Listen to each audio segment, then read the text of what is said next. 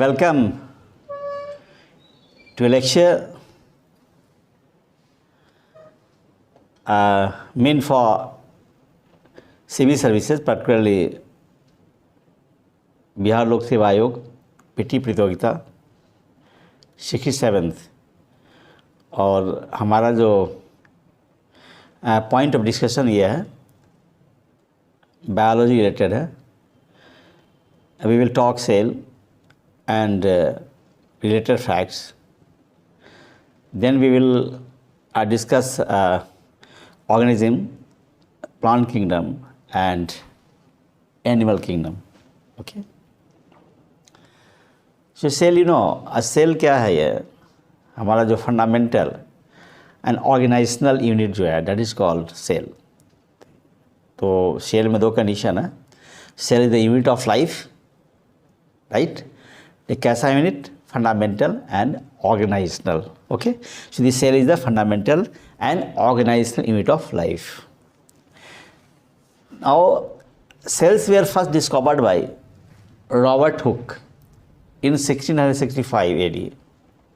Cell का आविष्कारक Robert Hooke नामक वैज्ञानिक ने 1665 ईस्वी में किया था। एक क्वेश्चन पूछता something more.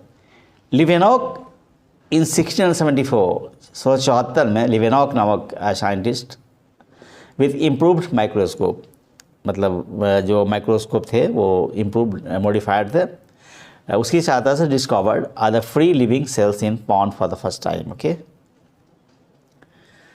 Next come to the Robert Brown. Robert Brown in 1831 1831 में रॉबर्ट ब्राउन नामक वैज्ञानिक का क्या कंट्रीब्यूशन है? He discovered the nucleus in the cell. Nucleus का आविष्कार किया। तो यदि परीक्षा में प्रश्न आता है कि हु डिस्कवर्ड न्यूक्लियस और 4-5 ऑप्शन रहते हैं, तो never you to get confused, कभी कन्फ्यूज नहीं होना है। माइंड में आप बैठा लें, it is the Robert Brown in 1831। Clear? Next come to Purzheimkinsey. Purzheimkinsey coined the term protoplasm. Protoplasm जो टर्म है उसको कॉइन करने वाला जो साइंटिस्ट हैं वह पुरकिंजे। और ये जो प्रोटोप्लाज्म टर्म था जो उन्होंने कॉइन किया, it is for the fluid substance of the cell. Okay, next come to the cell theory. There are two biologist, दो बायोलॉजिस्ट हैं। ओके, नेम है बायोलॉजिस्ट का Schleiden 1838 and Schwann in 1839। These two biologist discovered cell theory. ये भी प्रश्न पूछा जाता है कि सेल थियरी का डिस्कवरर कौन है। ओके, तो कभी नहीं भूलेंगे, आप याद कर लेंगे। फिर सेल थियरी का फर्दर एक्सपांडेशन हुआ, आगे उसको एक्सपैंड किया गया कॉन्सेप्ट को। Then credit for this goes to Virchow. Okay. Now there is one multiple choice question for you. तो एक क्वेश्चन मैंने आपके लिए लिया क्वेश्चन, तो वो हम देखें क्वेश्चन क्या है कि इलेक्ट्रॉन माइक्रोस्कोप वाज इन्वेंटेड।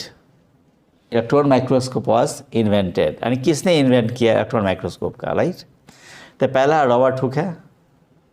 ये नहीं होगा क्योंकि रॉबर्ट हुक ने सेल का आविष्कार किया था। और पाश्चर भी नहीं होंगे क्योंकि he is known as the father of immunology. Right, next क्या है? एस्केवेन एंड एस्केल्डॉन भी नहीं होंगे क्योंकि इन्होंने क्या किया है बताइए। बैक हो जाते हैं, अब देख के बोलिए। Cell theory. ओके, तो ये आपका जो डी है, जो साइंटिस्ट हैं यहाँ पे, वो सेल थियरी के लिए जाने जाते हैं। तो एक ऑप्शन बचता है हमारा, max novel and Ernst rusk.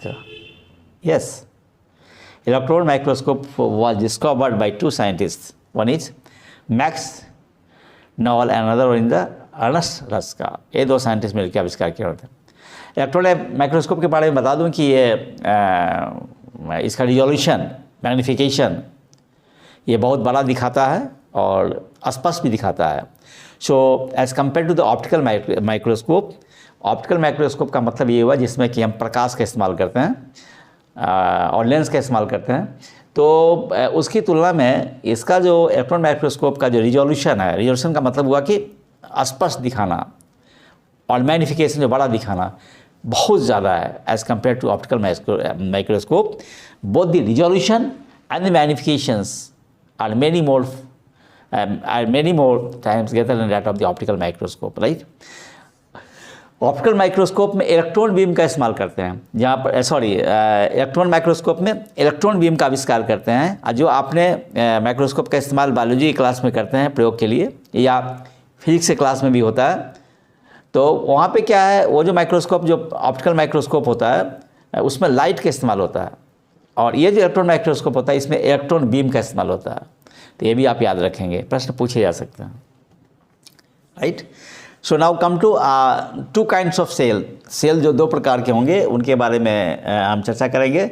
एक है हमारा prokaryotic cell and another one is लियो prokaryotic cell and next one is the लियोकैरियोटिक सेल। ठीक है, वो आई थिंक कि थोड़े से मतलब वो पढ़ने में आपको दिक्कत हो सकती है। तो first one is the prokaryotic cell and next one is eukaryotic cell. Okay, clear? Eukaryotic cell. तो पहला जो हम प्रोकैरियोटिक सेल जो है, हम एक कंपेरेटिव चार्ट मैंने लिया है इसलिए कि आसान होगा बात को समझाने के लिए। तो प्रोकैरियोटिक सेल जो होते हैं, अगर हम साइज़ की बात करते हैं तो जनरली साइज स्मॉल होता है। Size of the prokaryotic cell is the small, और कितना होता है 1 to 10 माइक्रोमीटर। और आपको मैं बता दूं कि 1 micrometre is equal to 10⁻⁶ metre, right. Next आते हैं हम लोग यूकैरियोटिक सेल। यूकैरियोटिक सेल में क्या होगा, हमारा साइज जो है हमारा वो लार्ज होता है कंपेरेटिवली, और वो है 5 to 100 माइक्रोमीटर होता है। This all about difference between the prokaryotic and eukaryotic cell as regard the size. Okay, next point आते हैं न्यूक्लियर रीजन की बात आते हैं। तो इसमें क्या है आपका nothing about it. And next nuclear region जो होता है यूकैरियोटिक सेल में जो होता है, come to the eukaryotic cell में। यूकैरियोटिक सेल में न्यूक्लियर रीजन जो होगा वेल डिफाइंड होगा, और फिर सराउंडेड बाई न्यूक्लियर मेम्ब्रेन। याद रखेंगे, यूकैरियोटिक सेल में क्या होगा, न्यूक्लियर रीजन वेल डिफाइंड होगा, याद क्लियर हो गया। फिर क्या होगा हमारा, वो सराउंडेड बाई न्यूक्लियर मेम्ब्रेन होगा। थर्ड पॉइंट आते हैं हम लोग क्रोमोसोम की बात करते हैं। क्रोमोसोम जो होता है वो आपका सिंगल होता है। अगर हम प्रोकैरियोटिक सेल की बात करेंगे तो ये आपका सिंगल क्रोमोसोम्स होता है प्रोकैरियोटिक सेल में, और यूकैरियोटिक सेल में क्या होगा, मोर देन 1 क्रोमोसोम्स होते हैं। याद रखेंगे, ठीक है। अच्छा है, चलिए आगे बढ़ते हैं। नेक्स्ट फोर्थ पॉइंट आते हैं as regards the membrane bound. तो हम प्रोकैरियोटिक सेल जो होता है, प्रोकैरियोटिक सेल में membrane bound cell organelles absent होते हैं, नहीं होते हैं। और यदि हम यूकैरियोटिक सेल की बात करेंगे तो here over this point it is silent. Okay, that's all for the day. Thanks for giving me A patience listening. Thank you.